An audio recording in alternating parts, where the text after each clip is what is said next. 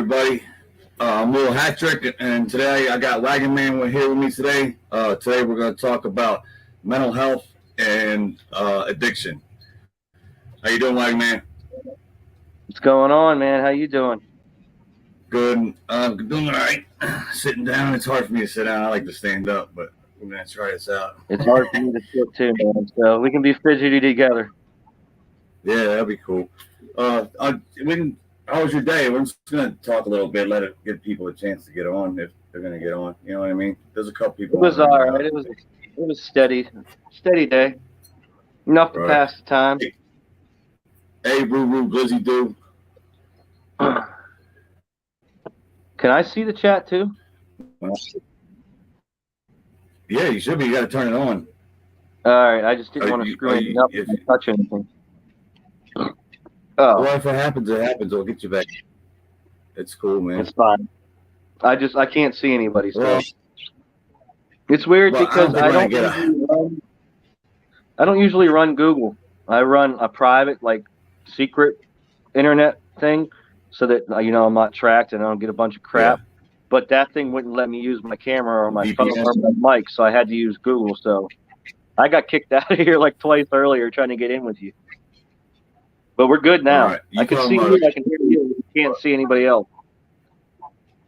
Right. Well, you would only see comments to the right I never did it on the phone, so I don't know. I can do it on the phone, but I didn't. I'd say it that way. But you talking about a virtual private network? You're talking about, right? Yeah. I forget the name of it now. There's one of them I use. Or I would. No, you don't have to say it. It's cool. I forget any. It doesn't matter. I just don't like. I don't like Google. Yeah. I don't. You know what I mean? But I had to go there for this because it allows me to do stuff. I'm weird, man. I mean, Google. I'm sure you know.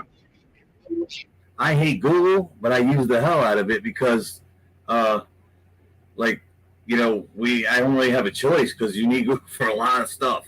Like they bought YouTube. Yeah. Google owns YouTube. You know that. You know what I mean? So it's like, hell with it. They know it. If you're in one, they know everything about you if they wanted to. You know what I mean? Well, does Google own YouTube? Or I know Meta owns all the social medias now, like Facebook and Instagram and stuff. I didn't know if Google Meta owns YouTube too. Right. But if you look on your Instagram and your Facebook now, it says Meta.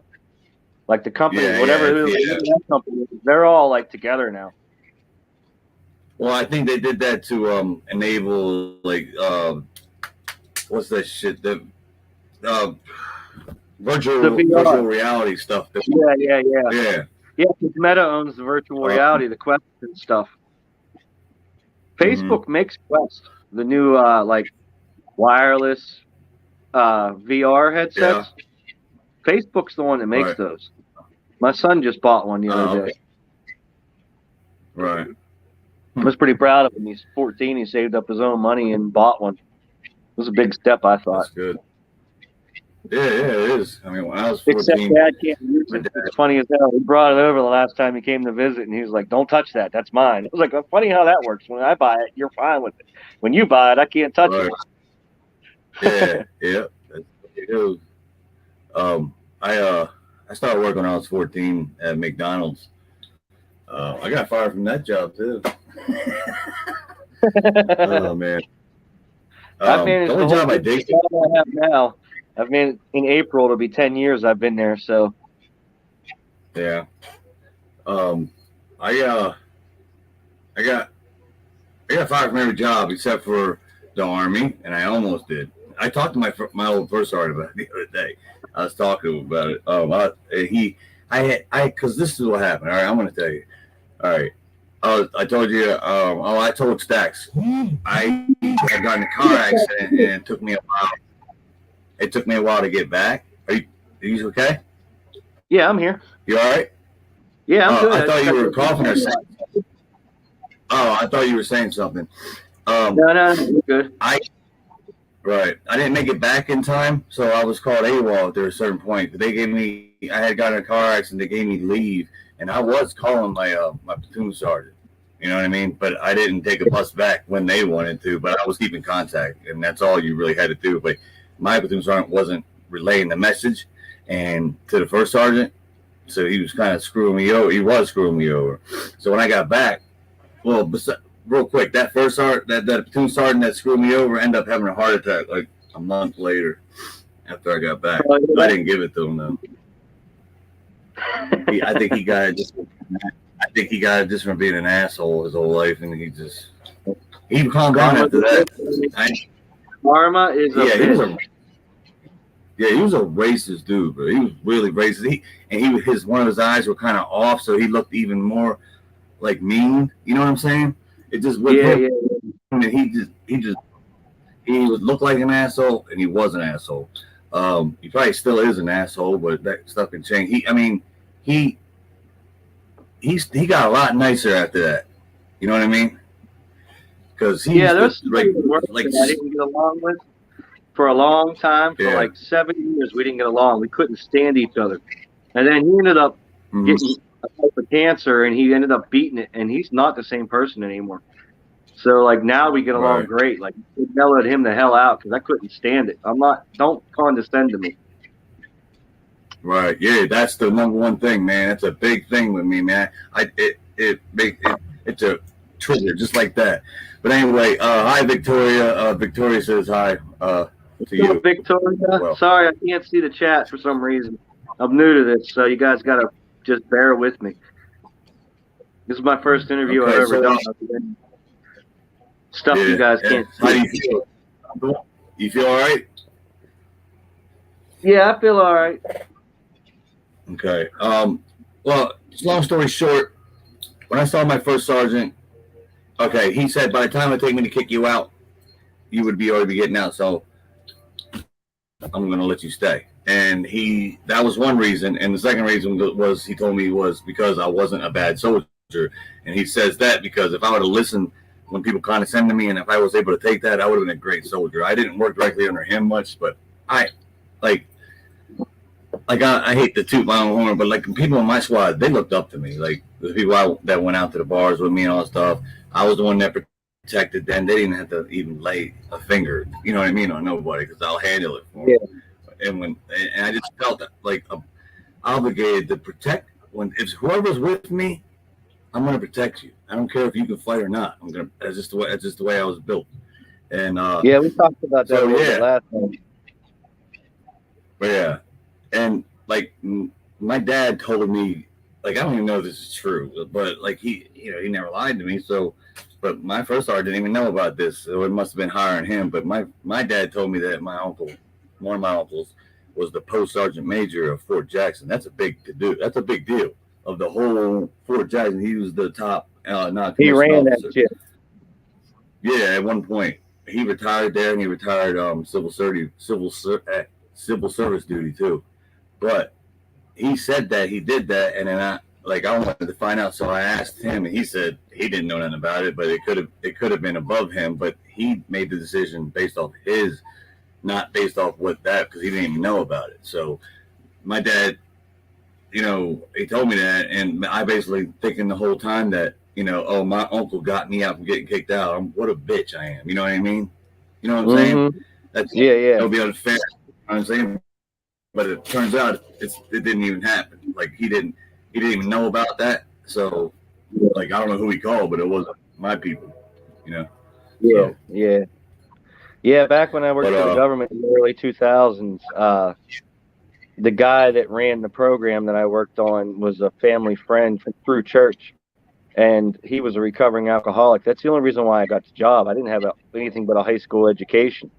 So I had to teach myself everything. So whenever I became a stone cold junkie, instead of like firing me, he just laid me off.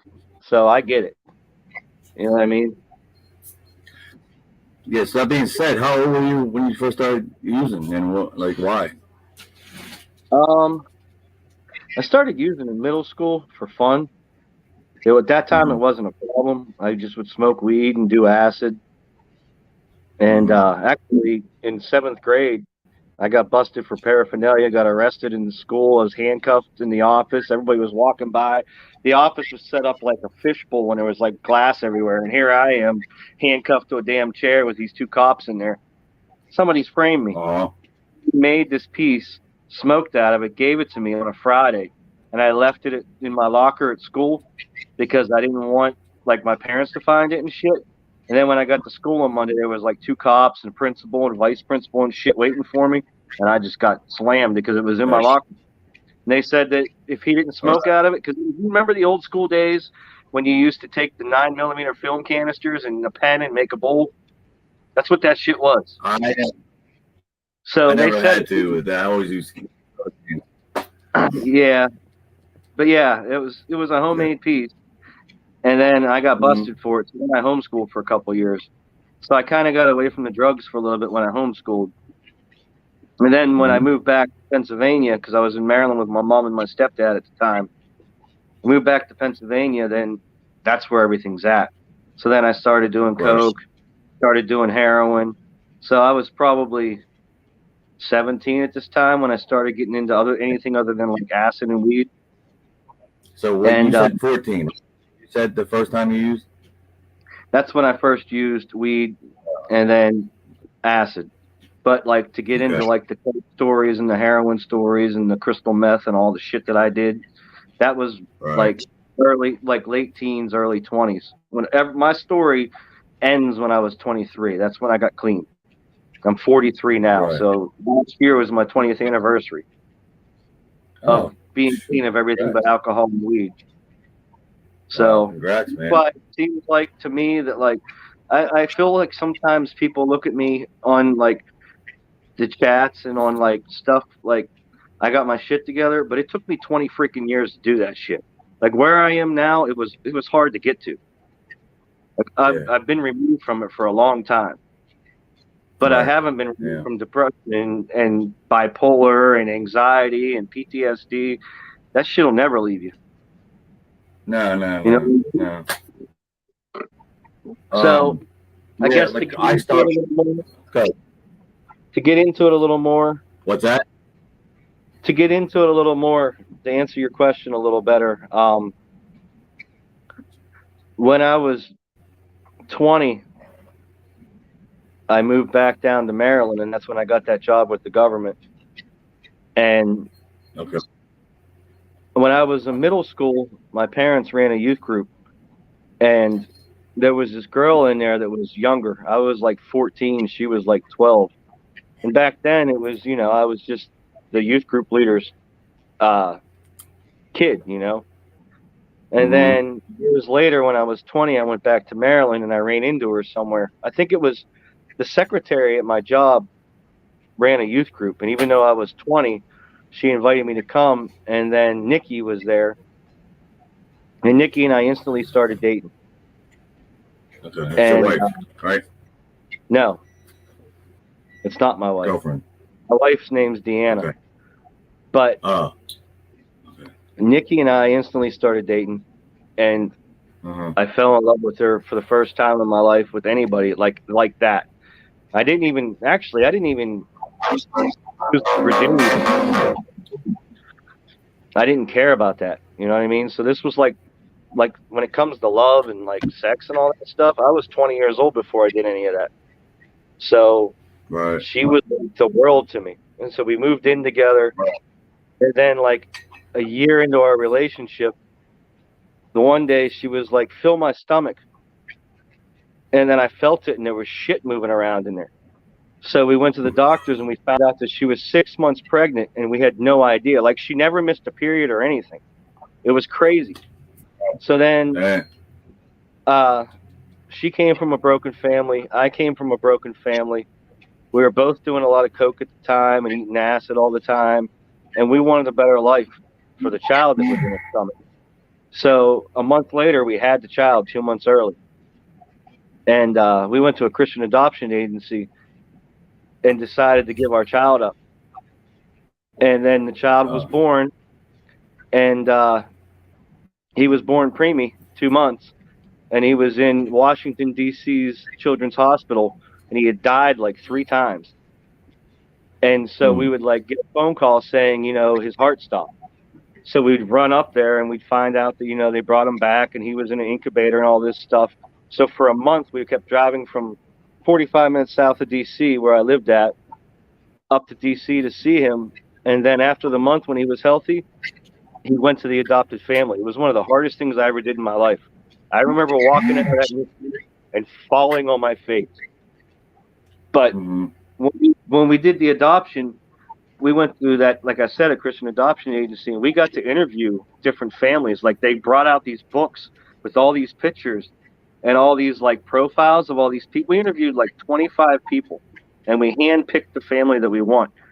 And his name's Nathan. His name was Gavin when he was born. We named him Gavin. They named him when they adopted him. They named him Nathaniel Gavin. He's 22 years old now, but his dad worked for the CIA, and his mom couldn't have kids, and they've been looking. They were on a waiting list for like 4 years, and they cried when we said they could have them.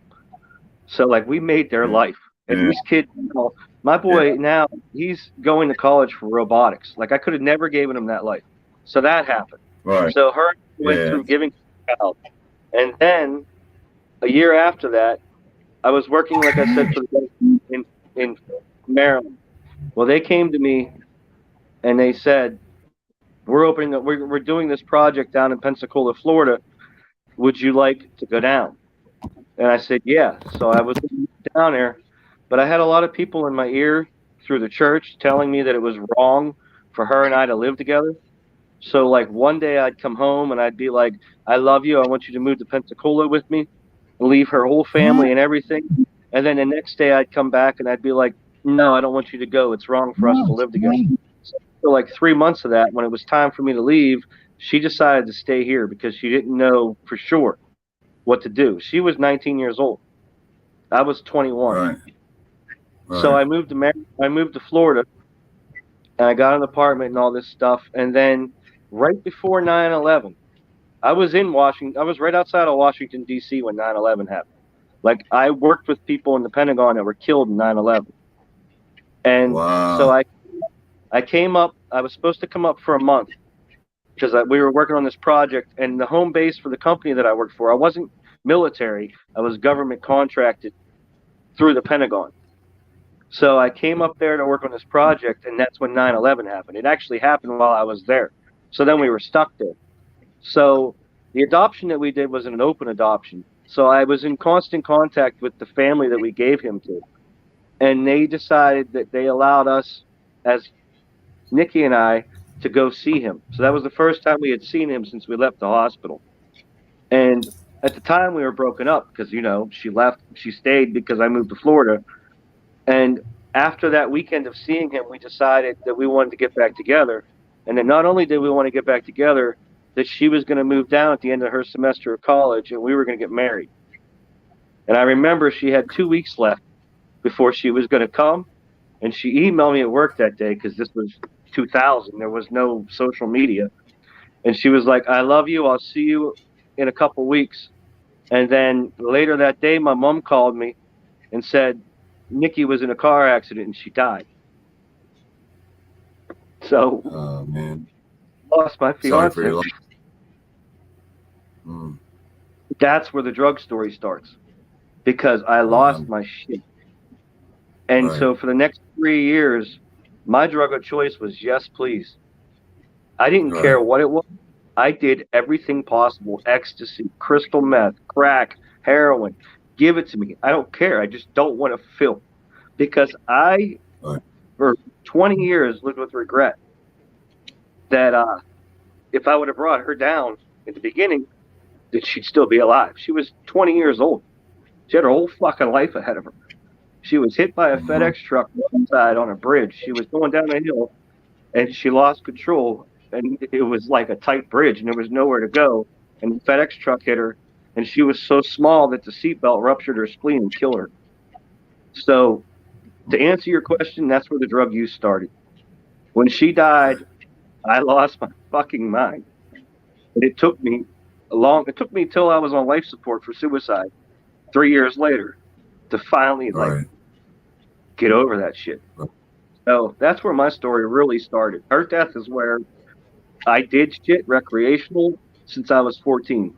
But to answer your question, at 21, when I lost my fiance, and not only lost my fiance, but gave a child up to adoption within 6 months of the same thing. So I gave up a child and lost a fiance in 6 months. Yeah. And I fucking went batshit crazy.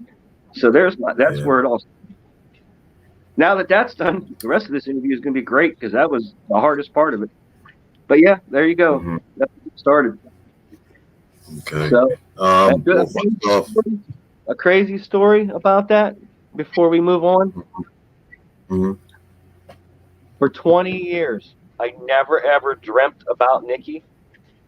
And then, no, I guess it wasn't 20 years. It was probably 10 years because I've been with my wife for 10 years. And it's been 20 years since I've been clean. So sorry, I'll go back 10 years. I started dating my wife. We had lived together for like a year. And then one night, the only time ever I had a dream, and it was Nikki in it. And all she said was, "It's okay." And within like 8 months, I married my wife. We've been together now for like 7 years.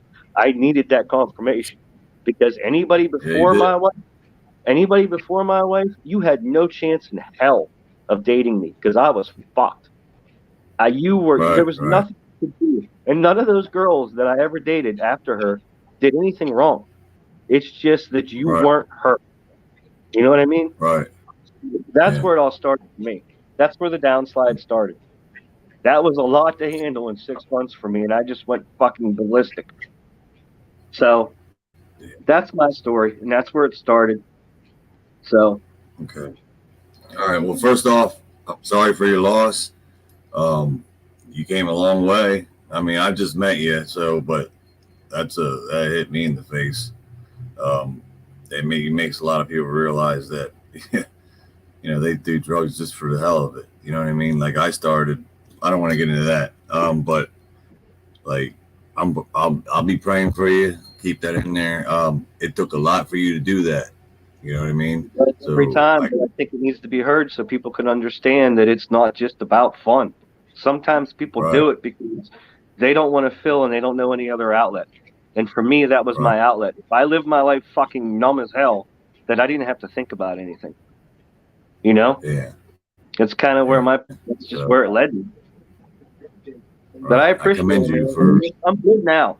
I'm good now unless I talk about it. You know what I mean? But it did take me a long time. I lived with a lot of regret for a long time. Yeah. Oh, yeah. You got a nice peace pipe going on there. Here, let me take a little break too. That's Moon Man. My wife and I are weird. We name all our pieces. That's a steamroller. We call Moon Man. I'm weird. We name all our vehicles. We name all our pieces. We're different. All right. I like that when I come up there for that thing, man. I'm gonna hang out with you, man. I'm gonna get, you know what I mean. Sure. So I'll bring up some stuff from the dispo. First, let me go through here the comments here. Hey, Cuzzo, I'm talking about my cousin, actual cousin, Tommy. So okay. Victoria, I'm gonna just go through these real quick. Victoria said, "Oh my heart, oh my God, my heart," and then she said, "Just want to take a second and say much respect, Wagonman, on being able to realize that and doing that for your child." And then she said, "Holy fuck!" After she probably heard what happened, and then I was not. Oh, did it show? Hold on. I don't know why. I don't know why. Wait. You know what? Let me just put them. I can see it now on your side. That works. But you can see all the comments, or just Victoria's, which I don't know. Just the one I put up. Yeah. Okay, let me just, and then, we can keep talking. Go ahead. I'll just do that. But yeah, so after she died, I met this girl online down in Florida, and she came over for margaritas one night and just stayed, like never left. Just spent the night and never left. And she's from Florida. She had all the connections, and that's where all the meth came from. We were eating triple stack ecstasy like it was Tic Tacs. Like we were just fucked. Like one night I woke up with her on my chest trying to strangle me in my sleep. Like she kicked the windshield out. It was a toxic relationship. But I didn't care because I was so hurt. that I just wanted somebody there. You know what I mean? So I put up with so much shit. Like, it was abusive as hell. She threw a television at my head one time. She was freaking crazy. But where I was at the time, I just didn't want to be alone. My family was all up in Maryland or Pennsylvania. I was 18 hours away in Florida by myself when this shit went down. You know what I mean? So Yeah. she definitely was an enabler to kickstart Yeah. my addiction. Because before that, I Nice. used, but it was social. Like, it didn't affect anything. Like, I did school, I did everything. But after Nikki died, man, that was my life. I lost my job with the government. I ended up waiting tables on the beach for like a year, and then I finally moved back to Pennsylvania because I couldn't take it anymore. I was alone. I had to come back. I needed my family and friends, you know. So, Yeah. and then when I got back, I moved into this trailer up behind this bar, and one of my family members asked me to take him on a run to get some powder. I thought, and it ended up being crack. And then I dropped him off Right. at the house, and I went back to mine, and they called, and they was like, "Hey, thanks for the ride. Why don't you come over? We'll give you whatever." And then I got over there, and they pulled out crack, and that was the first time I tried it, and that's what ruined me. For the next 2 years, I lost everything. I lost multiple apartments, multiple cars. I attempted suicide multiple times. The last one is what ended up getting me clean. I took 250, 500 milligram Tylenol on every psych med I had in the house.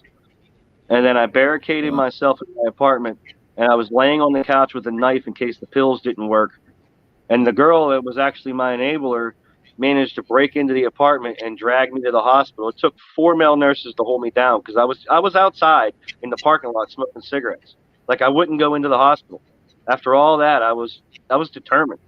So finally, after 4 nurses hold me down, they pumped my stomach. I ended up having to be in life support for like a month. And then I went to critical care for a month, and then they shipped me off to rehab. And then after rehab, they wouldn't let me. Go ahead. What? Sorry, there's a little. I guess there's a delay between us. There's a little lag between you too on my end.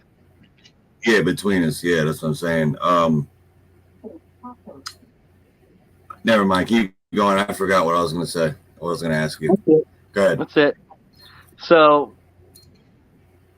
after rehab, they wouldn't release me out of rehab until my mom came up from Maryland, because I was living in Pennsylvania. That's where I went to rehab at, locally around where I'm at right now, actually. Okay. So she came up and she took me back down to Maryland, and that's where my sobriety started. I mean, like I said, I smoke and I drink, so don't like my sobriety from hard drugs. I haven't done any hard drugs in 20 years. But I don't consider marijuana a drug. I consider it a medicine. Yeah, it is. It is. It's just because the government made it that way doesn't make it bad. It doesn't. It doesn't make it bad. Like, they legalize that. Like, they have that. You know, like PA's getting. I'm so surprised PA even has medical marijuana. To be honest with you, but I know. Like, they'll legalize. You can go get Percocets and all that shit from your doctor like that. You know what I mean? Yeah, so, like most people, all them doctors. It's big business. It's big business. Yeah, it's money. The money. Narcotics are big business for the government, and they kill people all the time, and then they pretend like they want to launch this like help campaign for addicts when you fucking created them. Mm-hmm. That's just my opinion. That's what I was going to say. Yeah, you're right. I agree with you. All right. I'm just going to have a lot of questions here. All right. Go. I'm just going to ask you one of these things. Okay, first off, all right. When you said that, you reminded me of how I think about, like, when I used to go get drugs at one point. You know what I mean? Mm-hmm. It's like, it reminds me of that song by Alice in Chains. Me and Elijah were talking about. By Junkhead. It's called Junkhead. Yeah. I love What's Junkhead. My drug of choice? What have you got? You know what I mean? It reminds me of, like, when I made that verse, I'm like, yes, I am. You know, it's terrible. You know what I mean? I know. How we are. You know what I mean? Like, we played with our lives big time. And we're blessed to be here. We're lucky. If you told me that I did X amount of this substance and it would kill me, I would do twice that amount just to fucking prove you wrong. Like, I didn't Right. care. I had a death That's wish. I had a death Joe, wish, man. it's a good thing that fentanyl. I It's a didn't. good I thing that didn't. fentanyl wasn't around. No, there was no fentanyl back then. What's that? There was no fentanyl Right. back then. It was just. I mean, it was just the patches and stuff like that that form it the kind that it's different. It's the same as that fentanyl. You know what I mean? Yeah, back in the day when you rip them open and lick them. Well, I used to take the I shouldn't be teaching people this. This is bad, but I'm sure they know it. You know what I mean? If they're going to be, if they're at this point, struggling with it, they already know. Right. I used to cut the strips off the hundreds and cut little about, I would say almost about 3/4 of an inch by almost 3/4 by 3/4 and stick it up here and let it sit. Mm-hmm. And I have dentures. You know? So it's sitting right inside all there, nice and just sitting up there all day. And it would just have me zooted, you know what I mean? I would just keep, at first. But, then my tolerance got up higher and stuff like that. But, yeah, I mean, I never, I have sniffed heroin a handful of times. But I'm scared of needles, even though tattoos are different, you know what I'm saying? But, I'm scared of needles. And most people are, you know what I mean? And most people don't like them. So I'm glad that my fear of those needles, I guess that's 3 things I'm afraid of. I'm scared of snakes, frogs, and needles. So I had a run with heroin before I ever met Nikki. Before any of that story started, I had a run with it. I had a neighbor that I was really good friends with that had a real big problem with it. And the one time he asked my mom or his mom asked me to take him to Maryland to see my family just to get him out of PA and hopefully give him a break from it. But he brought a bunch of this shit. And I remember the first time I ever did it, I was on I-95 out of Washington, D.C. in a Mazda MX-6 doing 135 miles an hour snorting heroin. But I loved it so much that I detoxed on my own and never touched it again. That was way before the crack or anything. It scared the shit out of me. I liked it so much. So I never touched it again. So way before my story starts, I gave up on heroin because it would have killed me. I scared the shit out of me. And back then I wanted to live. It wasn't until Nikki died that I wanted to die. All right. Roo Glizzy Doo. My Uncle Bobby used to chase me around with frogs when I was little. So now I'm afraid of them. And I would be at a horseshoe tournament with my dad. My dad pitches horseshoes. He's really good at it. And I used to be good, but I can beat the backyarders, but I can't, I need I need to get back into it. But anyways, there's a bunch of frogs that jump out when we take the mats off, and I'm staying away from them and stuff. And he's just telling everybody, this guy, ain't afraid of nothing in this world except for snakes and frogs. You know what I mean? And it's true. You know what I mean? But I'm frog. Yeah. If you show a frog, I'm going the other way. I remember when I was a kid, 5, 6, my cousin and I used to always catch frogs and throw them in my grandfather's pool, and he would whip our ass for that. He'd get so mad at us because he'd take the tarp off and there'd be 6 frogs floating around in it. So I get it. Yeah. Let me first off, I want to say too as well, I don't consider myself clean at all because I'm prescribed methadone from the VA for pain. You know what I mean? I found out on the street use that it was good for my pain. And you know what I mean? It works great for my pain. But there are some downfalls. To you? Is it subscribed? Yeah. Do you abuse it or do you take it as you need it? I take it as prescribed now. I don't consider that using drugs. I still consider you clean. Yeah, well, I'm newly clean and say I go to a therapist tomorrow and they give me Adderall. Does that mean I'm not clean because I take Adderall? You know what I mean? How's that any different than me having my medical card? Right. I'm talking about myself and for me. You know what I mean? Okay, so you feel that way personally. Yeah, about myself, not about people. You know what I mean? I Like, know. like if you're taking, say I meet somebody, hey, say I take Percocet, I don't consider them a drug addict. No, not at all. I'm talking about me because I used to abuse them because I used to. You know what I mean? Yeah, but you're not now, so you shouldn't sell yourself short. Well, I mean, I still you can think like, feel however you want. Everybody does, but in my right, opinion, I think you're selling yourself short because you're using it because you need it, not because you want it. Right? right. Well, So well, how's that make it wrong? it's both. Huh? How's that make it I wrong then? think it's both. Because if I didn't have it, I'm gonna want it and need it because I'll get sick if I didn't because my body's used to it. What You know what I happens if mean? you're prescribed psych medication and you decide, fuck this psych medication, and you come off of it? Do you get sick? Yeah, you get Yeah, fucked up in the head yeah. So sometimes. how's that any different? Don't beat You're yourself right. up, homie. You're right.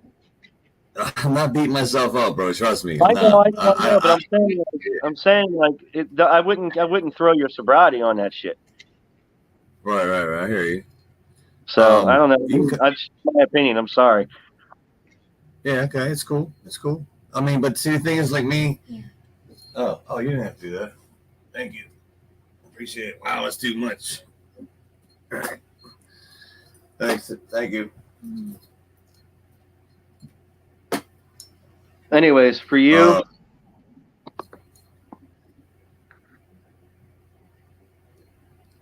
Victoria said, "Does that frog fear include Kermit?" Nah. I got a joke about Kermit. Uh, let's hear it. Somebody called Miss Piggy's house. Somebody called Miss Piggy's house, right? And she answered the phone, and she said, "Can you call back? I got a frog in my throat."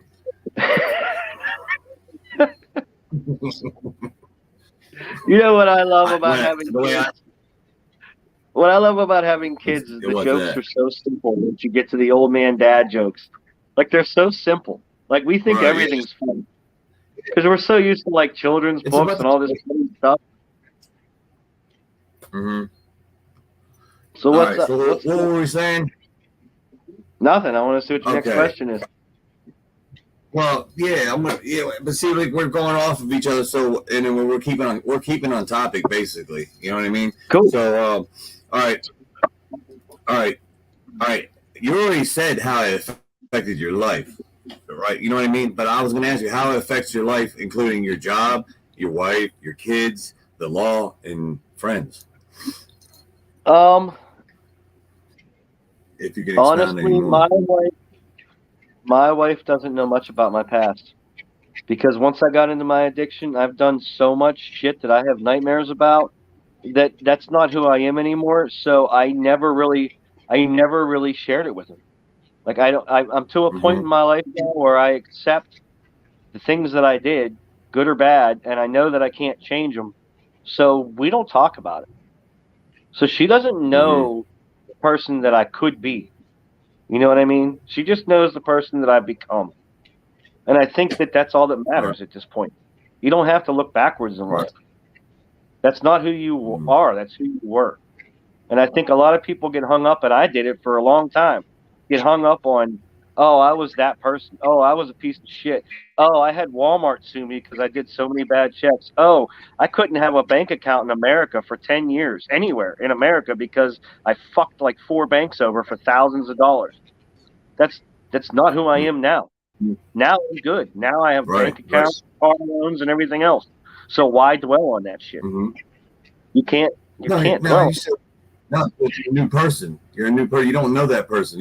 That person you don't recognize before. For me, like I don't consider myself any of that stuff I was before because I'm a new creature in Christ. You know what I mean?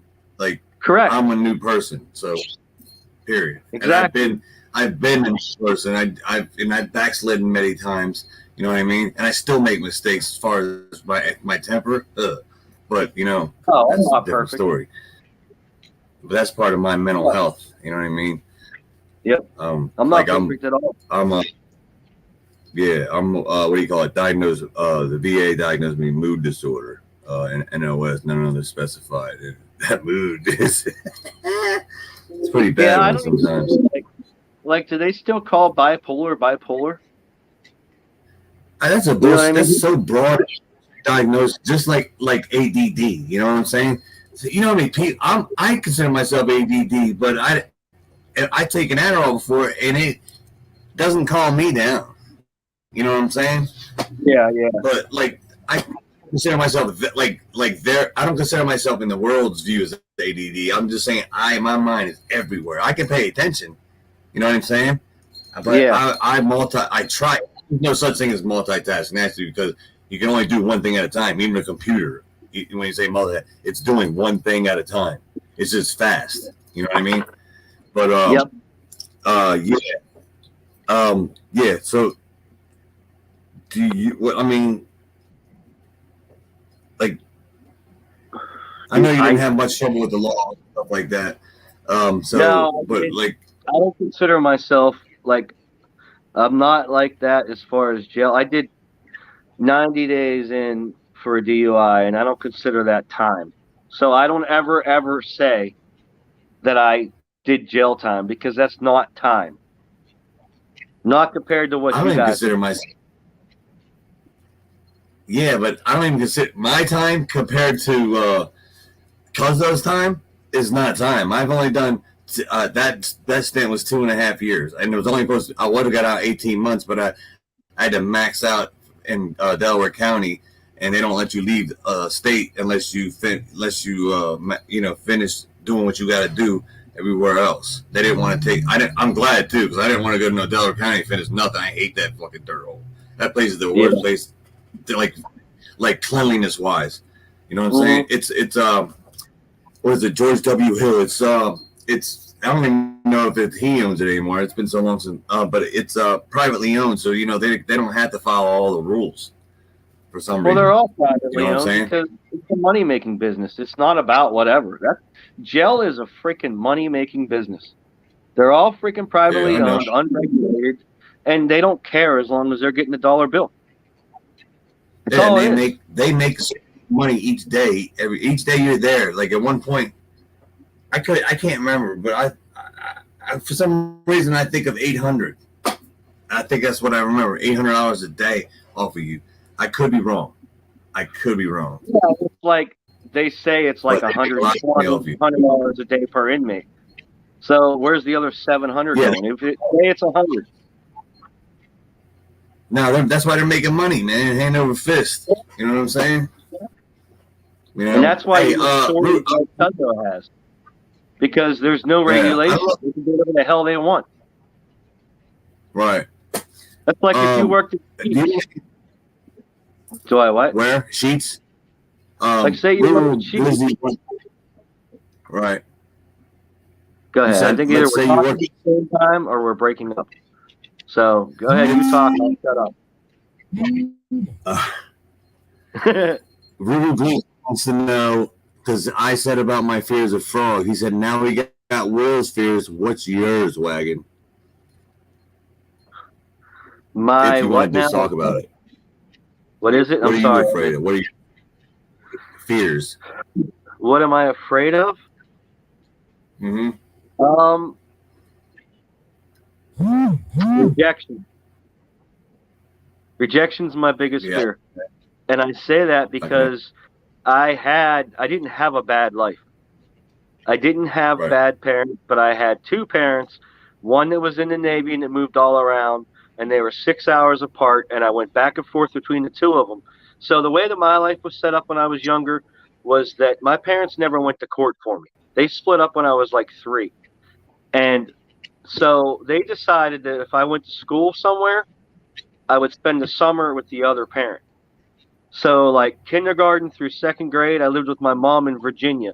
And then I lived here in Pennsylvania, like 3rd grade through 5th grade. And then I went down to Maryland, which is where I was telling you guys about the weed and the acid in 6th grade and 7th grade.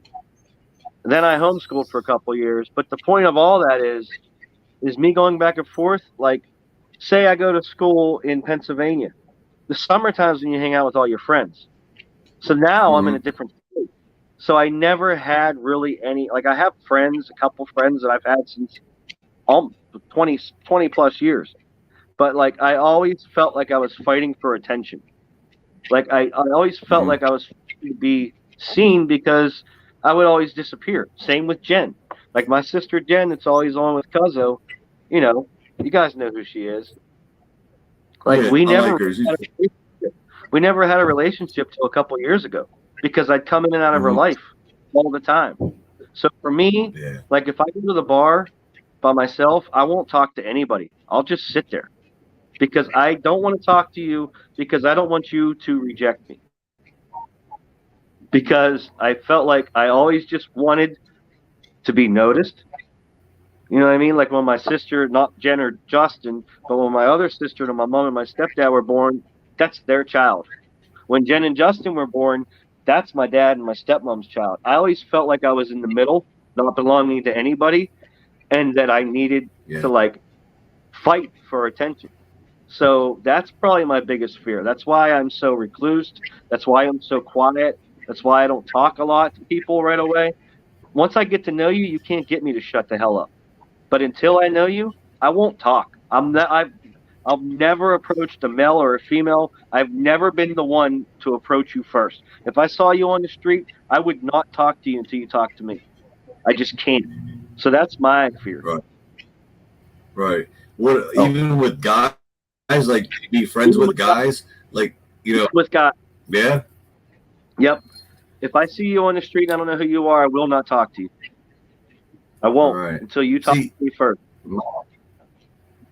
with me, it depends on like now I go up, I can talk to everybody and be very, sociable and like and be more patient with people's. I see people's reactions and stuff, and I can't help but read it. You know what I'm saying? It's not something I look for. I got a investigative state of mind. You know what I mean? Like Yeah, yeah, it's just like I would have been a great cop. I would have been a great cop. I would have been good with investigations, murders, all that stuff. I would have. I know I would have because, but I don't like being around dead bodies. I'm not crazy about that. I don't want to go to no morgues and stuff like that. But you know what? If I would have done what I had to do, but other times I look on the ground. Like when I'm in my temper, like I should be looking at the ground because I'd rather look at the ground than make eye contact with you because I know if I make eye contact with you and you piss me off, I'm gonna confront you. You know what I'm saying? Like yeah, yeah, like the other, and I do it. No, every time. If somebody stares too long, if it's like 5 seconds, and I look away, and I'll look away, I'll give them a chance. And if they stare at me, then I'll say, "What? Is my dick hanging out or something?" You know what I yeah, mean? yeah. I'll look down at my Yep. pants. See, my dad taught me that. Or I was like, "What, you want to fuck me or something?" I did it to a woman the other day. She kept staring. I was like, I'm ignorant for it, but she kept staring with some ignorant shit that I perceived because I'm trying to help my buddy getting in his chair. You know what I mean? The Yeah, ride of the thing because he couldn't walk because he was a neighbor. And I'm like, "What are you staring?" She kept staring. I was like, "Do you want to suck my cock? Like, do you?" And I started to grab my shit, and then she turned her fucking head away, and then she fucking kept walking, and she turns again. I'm like, "What the fuck? What the hell? What did I do?" yeah, You know what I mean? And yep. I know I'm ignorant for saying that's wrong, and you know what I'm saying, but that's how I get. And then you know what? Like right now, I'm so sorry that I said it there. If I saw her, I'm like, "I'm so sorry I said it. I'm so sorry to be so disrespectful, man." You know what I mean? She was an older woman. I mean, she was Yeah, not that old, in her 50s, 60s. I'd probably bang her. You know what I mean? I'm just saying. yeah. I mean, You real, know, keeping it real. I got you. you know, I'm, yeah. I wouldn't turn her Dude, down. my biggest Yeah, I pet would, peeve in but life, my biggest pet peeve in life is people staring at me. I hate that shit. I quit a job once because my supervisor would stand across the way with his arms crossed and stare at me all night while I was doing my job. And I couldn't handle it. Don't fucking stare at me. I can't stand it. I can't stand it. So I yeah. feel your pain. I get it. Yeah. Yeah, man, it's hard for me, man. It's hard for a lot of people. We all have our struggles in different ways. You know what I mean? And Yeah. we like. I definitely want to have you on very soon again because we just like started, dude. It's like 5:52, man. You know, I know. It's how been like long do you want 15 minutes. It seems like it's been to keep 15. going? We can keep going, dude. You know what I mean? You want to keep going? Yeah, we're cool. If you could keep the I mean, conversation going, I got to go do the old man thing real quick. I'll do another. yeah, I'll right do now. more. Go ahead. Go ahead. Go ahead. Yeah. You want? Yeah. Well, Sorry, I want to guys. continue to I end had the platter and peanuts. He said, Joe. Oh, my buddy Joe. Anyway, let me try and answer some questions. Tommy, I'm sorry I didn't get to would I ever eat frog? If it didn't look like frog legs, you know what I mean? And yeah, I probably would. If it was like snake, I'd probably eat snake too if it didn't look like that. But or you would have to do it without letting me know. But if you give me something like private parts, I'll just kill. I'll snap. I don't want no bulls, balls, and that stuff. I don't care how it says. I don't eat testicles in any form. But let's see. Damn, that's deep. I appreciate you and your experiences. I'll let him know that when he gets back. And I have a hard time with eye contact. Yeah. And it said, gilfs need love too. Gilfs? What is gilfs, bro? Gilfs. Oh, girls I like to fuck. Is that what that is?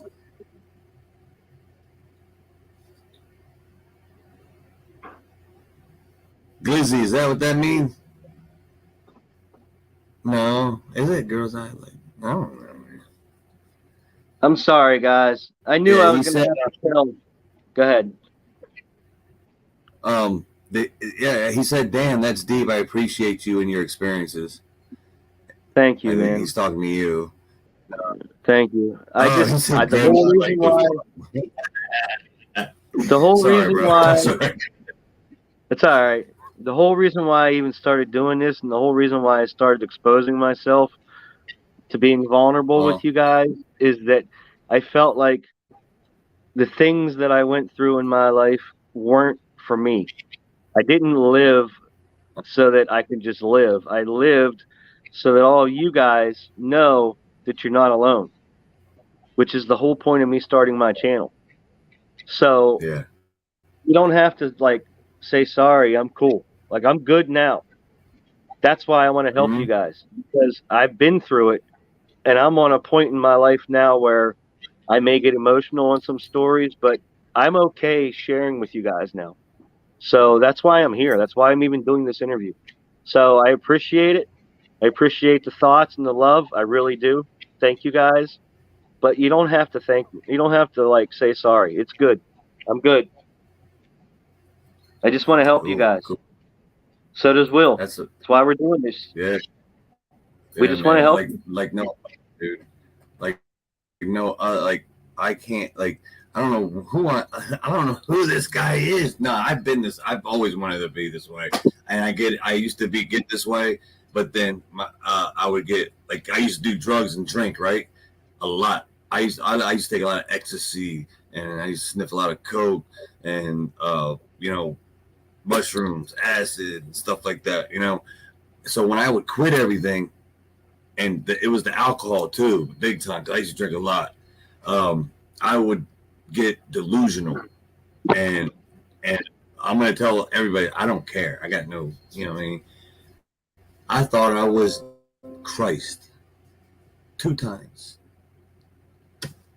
and in my head I wouldn't tell nobody because all these things that were happening, like I honestly knew, like thought about these things before and it would happen.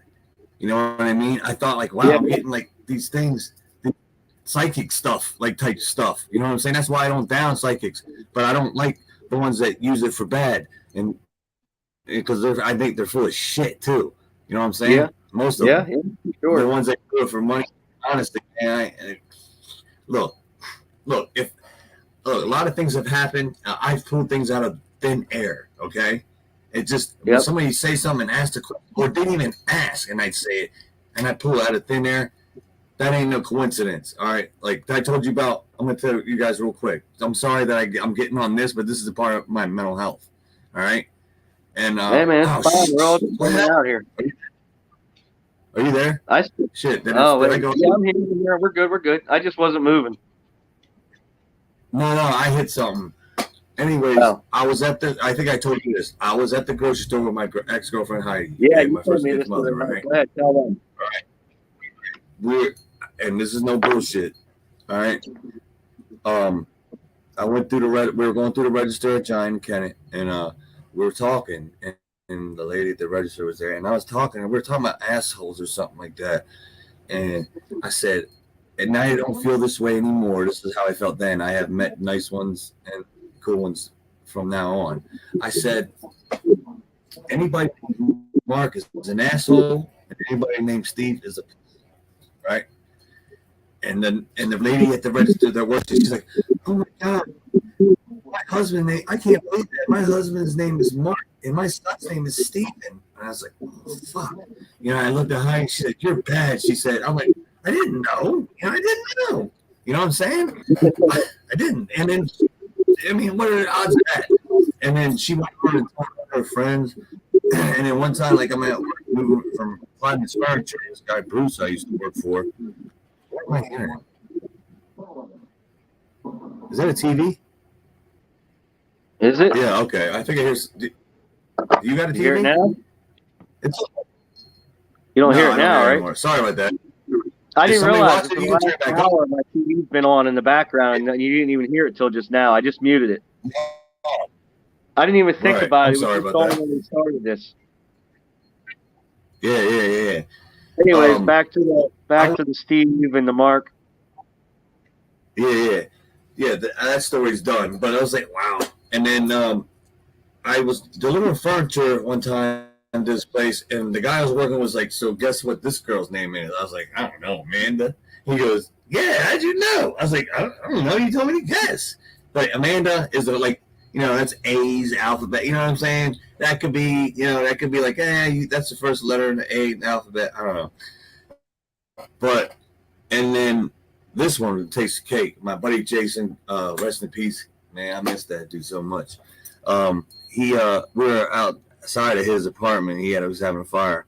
It was a big apartment. Like, it's an old school, has a big yard, his dog can run around.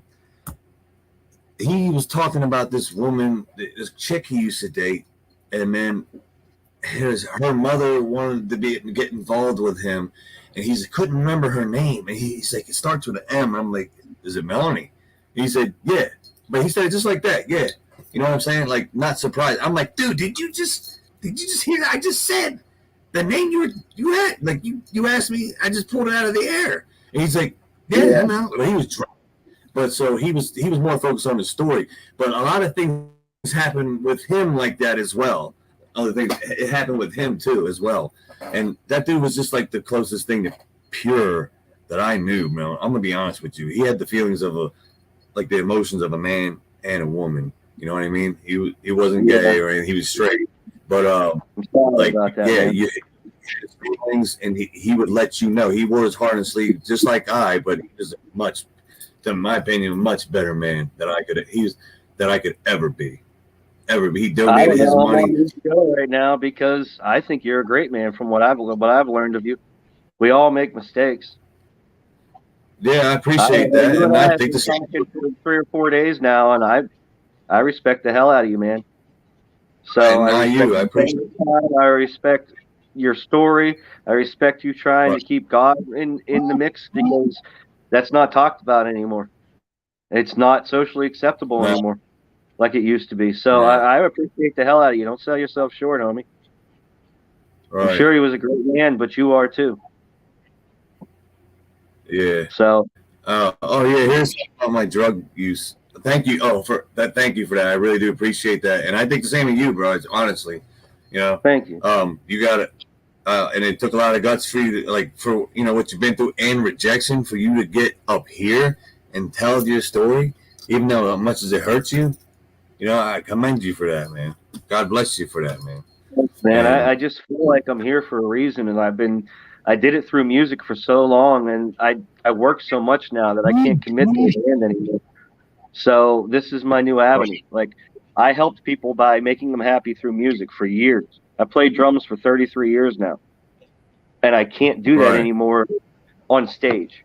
So I had to find a new avenue, and then I started doing stuff with Eric, and that led me to getting braver. You guys didn't even realize for probably the first 4 months of his new channel how much involved I was because I'd stay off camera. Like when Stax came to visit, I was there. Whenever all that stuff happened, I was there. I was at the house, but I wasn't ready to come on screen yet. It's hard. And I'm saying that to all you guys too, Right. because I might do interviews. He wants to do interviews. If you guys feel like you need to get your story out there, it is hard to be on camera. It's hard to open yourself up like that. But once you start doing it, like right now, we've been doing this for an hour and 2 minutes, and it feels like you and I started talking 15 minutes ago. It just becomes hanging out with somebody, and it feels great. Yeah, Like it I is. love this community. I love doing this because I'm hopefully helping you guys, and I'm helping me too. Like I'm coming out of my shell every time I come on with you guys. So I Right. thank you guys as much as you thank me. Good. It's good. It's very good, man. You come from the heart, man, and people see that. You know what I mean? I wear my heart on the sleeve just like you do. Right. And people that do that, like I gravitate towards. You know what I mean? And you know, and vice versa. You know what I'm saying? Yeah. I don't care. People probably think people. You know, my homie used to tell me, Curtis Noonan, shout out CJ. He used to tell me, yeah, people always said about you, but he goes. I always said Will's always been crazy, but he ain't insane. You know what I mean? Yeah. And I'm crazy. I'm crazy. Like on the outside, like what you see, like yeah, it's craziness, it's chaos, but I'll take it. You know what I mean? Hey, I'm starting to realize what it's for now. You know what I mean? Yeah. And so, and I'm just like I don't know. The last couple of weeks, every morning I was wake up, I would cry because of the rage that I was holding on to, and the rage that I had to hold in on these people. You know what I'm saying? It hurts. It takes a lot out of me to hold it in because I want to explode and pulverize somebody. You know what I mean? When they do that, but I'm not the type that you're on the ground, but like I do it as a disciplinary. Like it's me disciplining you for what you did. Like and if somebody need to discipline me that way, if you can, so be it. You know what I mean? But like, it's just it's that's the way it is. Like you straight up did something. Like you lied. You used God to me. You know what I mean? You fucked up big time. And that dude won't even fucking be a man and answer my fucking text. Like I'm like, dude, if you don't answer the fucking phone, and I don't care, I know this is live. I don't give a shit. I'll take. You want to find me? Go ahead. But it's like if I see the guy before he because he's avoiding me, I'm gonna smack him up. He owes me money. I told you, I was like, if I see you, it's not gonna be good if I see you before you get a hold of me. Like, just be a man, get on the phone and talk. I will talk to you. If you tell me what's going on, I might understand and be more lenient. You know what I mean? I might even say, hell with it, keep it. But since you want to be a crackhead, like the mentality as well, I'm telling you right now, he's a crackhead. He's got to be. He's got to be. He's a crackhead mentality. And he uses God. Like, he uses God to get in my good graces, and that's, you don't do that. You don't lie about God. You know, I don't care. You don't lie to me straight up. You know what I mean? For me, you can lie to me, not when it comes to that. For me, I haven't been in a fight in like 15 years because I can't control myself. I see red, and I'm not stopping until you're leaving me in the ambulance. That's why the other day when you and I were talking, I was like, I don't want to be security at Cuzzo's party because I know that side of me, and it scares the living fuck out of me. So I have done everything I could possibly do for the past 15 years to avoid conflict because I don't want to fucking put you in the hospital. And so far, I've been able to do it. I black out. I black out. I can't let myself do that. I would rather remove myself from the situation and be the better man than fuck you up over something that's probably stupid. And now your life's fucked up and my life's fucked up. You know, sometimes it's okay to cry as a man. Sometimes it's okay to take the high road. Even if you know you're right. Sometimes it's okay to take that high road because it's not worth it. At least for me. That's where I've been at with it because I don't trust myself.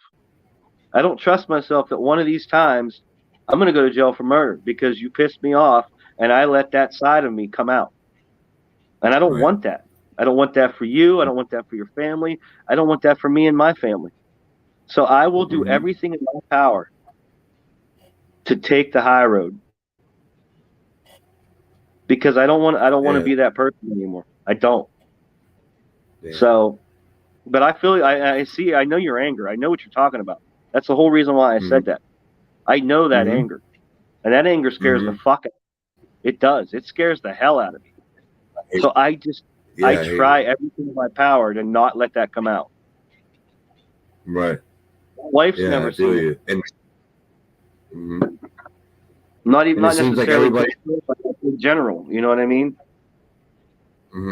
It seems like everybody I know is that wears their heart on the sleeve is powerful like that. You know what I mean? And that I see red as well when I get like that. And I don't black out. I don't black out, but I have tunnel vision. I'm only focused on that person. That's all I can see.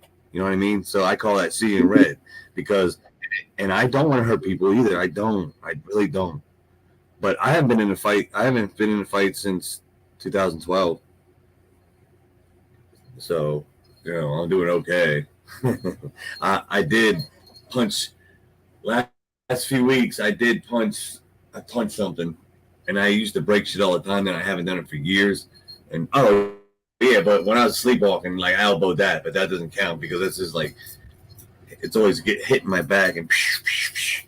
But yeah, we talked about that the other night, the sleepwalking thing. I used to do that as a kid. I was telling you. That's kind of a funny story, I guess. We've been so serious for an hour and 10 minutes now. I'll tell you about it. When I was a kid, I used to sleepwalk too.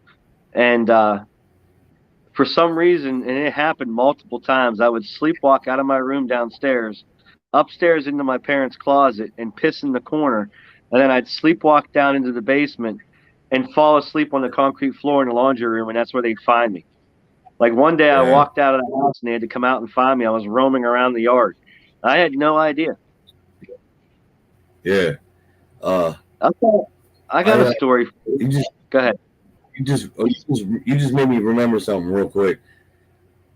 Knowing that I sleepwalk, and a lot of it was contributed to my not sleeping, and that was from my medicine as well.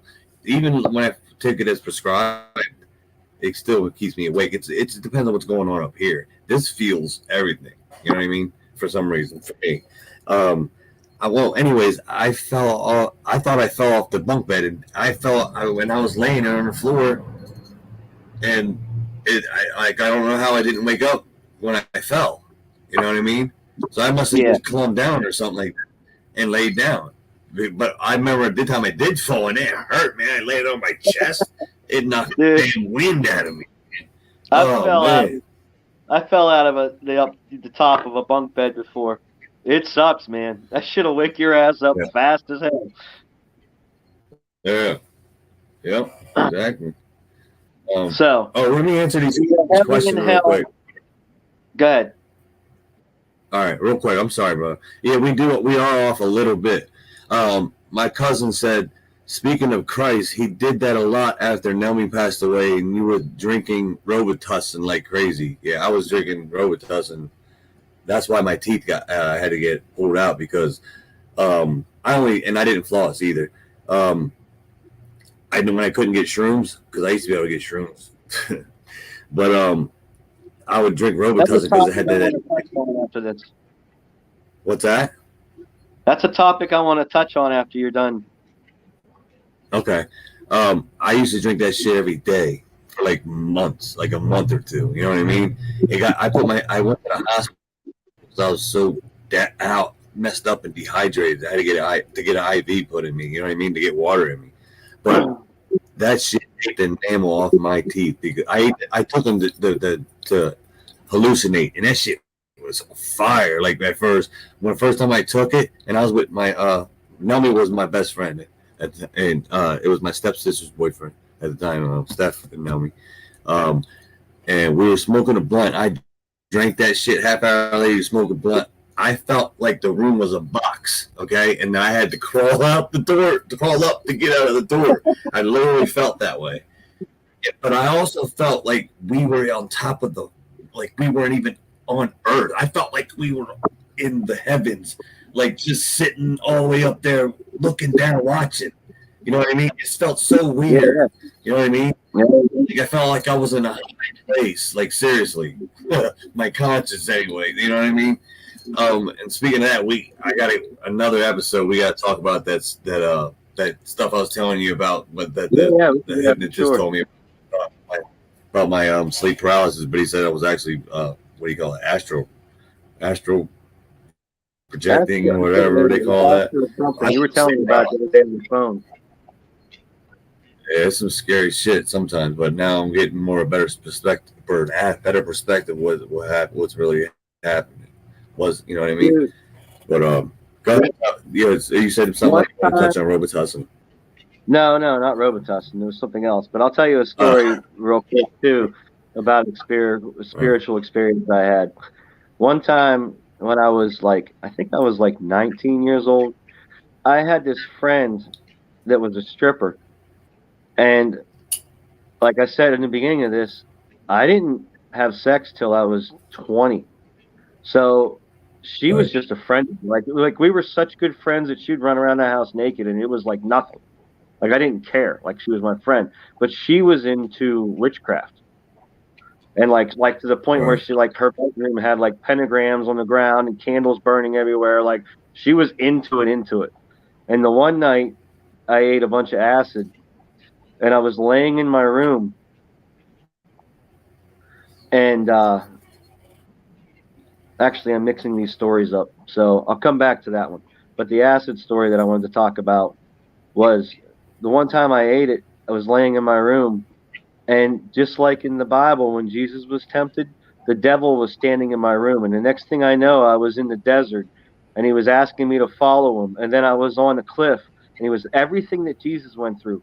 It was in my room. Right. Like I'm in my room, and I did all the temptations. And he was trying to get me to follow him and I kept telling him no the whole time. And I was tripping balls. Wow. But Satan was standing there talking to me. It was crazy. Yeah, you opened the door for him to come in. Yeah, and back to that other story about the stripper. My friend, like I said before on my channel, I'm not going to say names. I said Nikki's name because I think she deserves to have her name out there because she's no longer with us. But everybody else, I won't ever say names because it's not my story to tell. But we used to hang out all the time. And the one night I was laying in bed, and you know how a room is dark when you're laying in with the lights out? You know how it's dark but you can see shadows? Well, the room got really, really dark and really cold. I could see my breath. And then all of a sudden, I felt like I couldn't breathe, like you were on top of me, choking me, right? And it went on and went on and went on. And I just remember saying, Jesus, please help me, please help me, please help me. And finally, the room got warmer and the darkness went away. And the next day, that girl, that friend of mine, called me and said, "Are you okay? I had a vision that you were being choked by a demon." And that shit was real. Oh my God, dude! I felt it in my throat and shit. I felt. Were you sober? Am I sober? No, were you sober when that happened? Yes. Yeah. When that happened. Yes. Oh wow! Yes. I got to tell you, after you're done with that, I got to tell you something similar to that. That's the end of the story. The next day, she somehow knew, and she called. She was like, "Are you okay?" I didn't tell her anything. She just knew. She called and told me. It was crazy. I'll never forget that. Right. That is crazy. Okay. if anybody, it doesn't look like anybody's watching, but they'll catch this. They'll catch this, and then we can end it and start so many times. So like a lot of people probably get bored because we're on here too long, or somebody's calling. You know what I mean? But they can catch it later. We don't have to. I'll tell it later. You know what I mean? Do you want to do an episode on that? Yeah. You want to do an episode on sleep paralysis, spiritual. How about spiritual thing, like spirit stuff that happened that's spiritual? Because you even though you want to do that, we can do that. Yeah, we can do that. Like I said, I have my issues right now with right. Jesus and God. Right, I understand. But he's been an extreme part of my life for a majority of my life, so I'm down to talk about that. Right. I'd like to have a conversation. I'd like to do an episode on PTSD too, because I'm sure you have it. I know I have it. I think that would be a good episode for people too. Yeah, PTSD. I was diagnosed with it, and it made sense when I was diagnosed with it. Because there's some things that I've seen in my life that just really screwed me up. Yeah, we're gonna do that PTSD, like the spiritual one. The stuff that's We can do the spiritual one next. Because I got all kinds of stories. Thank you. Well, the thing is, though, the spiritual part has probably caused some PTSD. Am I right? Nikki's death is what caused my beef with God right now. Because she was 20 years old and never done anything before me. And then here I was. At the time, I already attempted suicide twice. I was strung out on drugs. And she gets killed and I get to live. And that's where my beef started with God. So remember, we talked about that the other day. But still, most of my life, he was a heavy, heavy part of my life. So he still is. I believe in him. He's still my Lord. We just don't talk. I probably should. You know what I mean? You just cut the line. Like that's what I tell most people too. Is like you believe in him. I most people that I can see it when I talk to them, and from what they tell me, I'm like, you believe in him. You're just still mad at him, and I'm not like. Yeah. I can understand that. I don't deny him. I don't deny he's not my savior. I'm just mad at him, and that's the one thing I haven't been able to let go yet. Like I've been able to let go of everything else.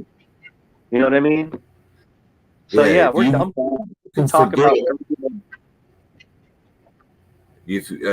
About that. You can forgive. You can forgive him. All right, you can. You got to take your hand off his throat, man.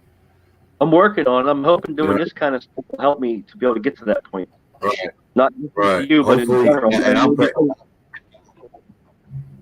Doing this stuff, I pray other people as it helps me. I know we've been good. We've been good for an hour and 20 minutes.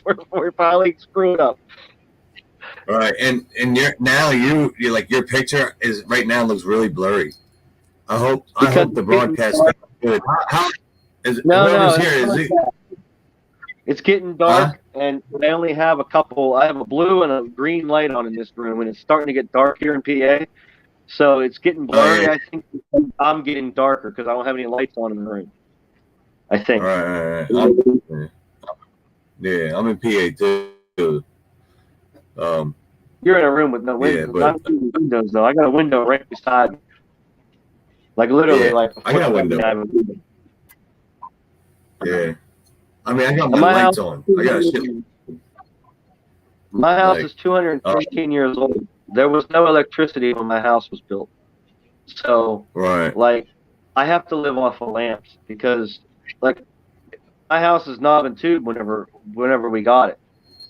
That's how old it is. Like, my uncle owns an electric company, electrician's company. He came over to look at my basement for one day. He was like, I have never seen anything like this in my life. It was so old. It's still transistor knobs and shit. So I have 2 plugs in every room. So the lighting is weird. I live in the dark. I could change the light bulb I can probably fix it right now. Yeah. But anyway, like, yeah, I'll continue to pray for you, man. I prayed for you before. Oh, I have been praying for you, but you were part of the Broken Misfits. You know what I mean? Shout out Yeah. Broken Misfits. Shout out Bill Black. Shout out Cuzzo. You know, For sure. There's a lot of you, the Broken Misfits. So it's just hard. It'll take me a while to say all the names, and I probably wouldn't remember all of them at once. You guys and the Broken but Misfits are the reason why this live is happening right now. You guys and the Broken Misfits have given me a voice, and I want to just thank you guys. I really do, because I would not do this a couple months ago. Right. I didn't do it. I was there. I was there the whole time. You guys just didn't know because I was afraid to come on camera. I was afraid to talk to you guys in chat.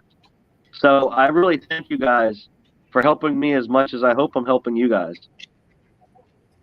So, dude, all right, go ahead. Even me, like the credit goes to like you guys as well. Like just the community is very genuine and real. It is. And like honest, and like it really does feel like, hey, like we've all known each other forever. You know what I mean? Yeah. It does seem like that, feel like that, you know. But oh man, I just lost what I was gonna say. The exact thing. Oh, I just want to know if these guys, does it look clear? Is the audio sound all right? Like, how does it look on your end? Because I know when I watch it, it looks like shit. Like my last one with Mike, my buddy from school, the audio was terrible. Like we were talking to each other, and I could hear me on his end echoing. So like something was going on. You know what I mean? That might have been the connection. That's what Stack said. So, with that's what it is. That's what there is a delay. There's been a delay the whole time between us, but it's not like I don't hear feedback. I don't hear like anything like that. It's just that there's a slight delay this whole hour and a half. Right. You know what I mean? So I'm hoping we'll be okay.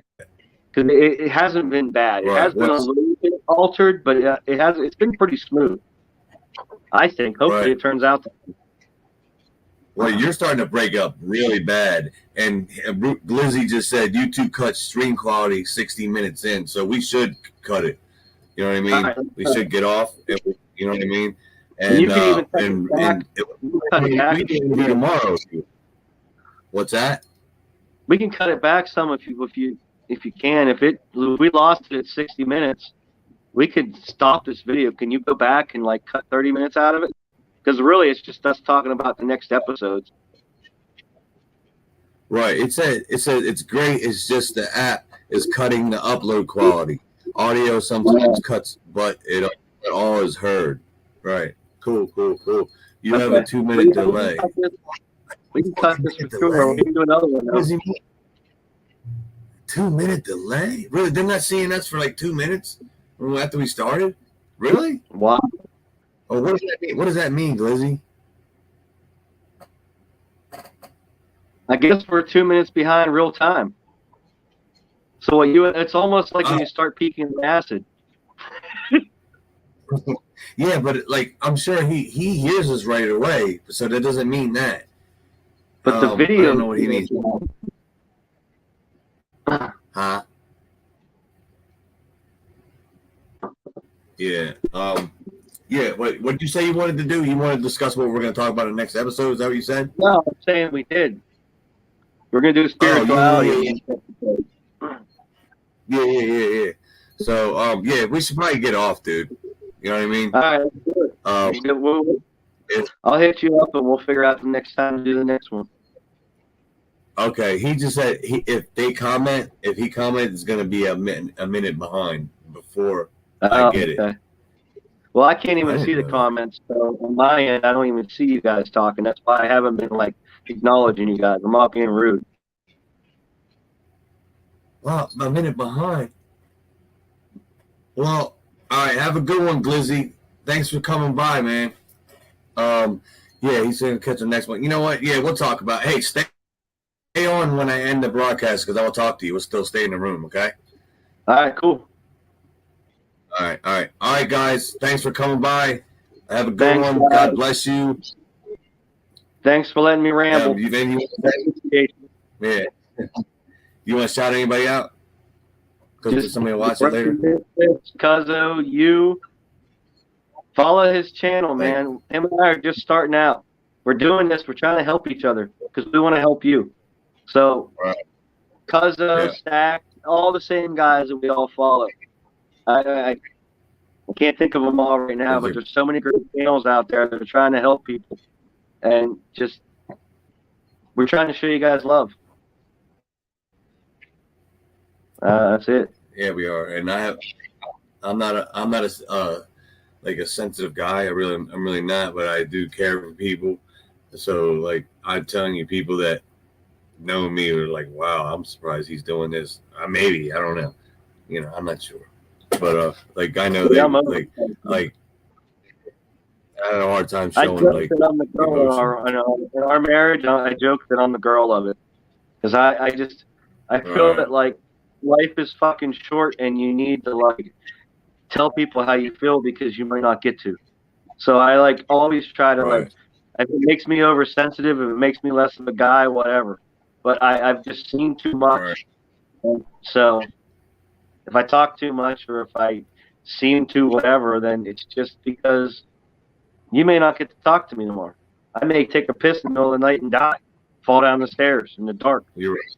So I always try to like make sure that people know how I feel now and not wait because you may not have that moment. Yeah. And on that, I think we should do this shit and let's do this again. Yeah. All right, guys. We'll see you guys next time. It'll probably be tomorrow. Maybe if somebody like that dude wants to talk to me, Tyler, or if I gotta talk to him and Justice, find out what's up with him. But if not, we'll talk. See you guys. God bless. Later.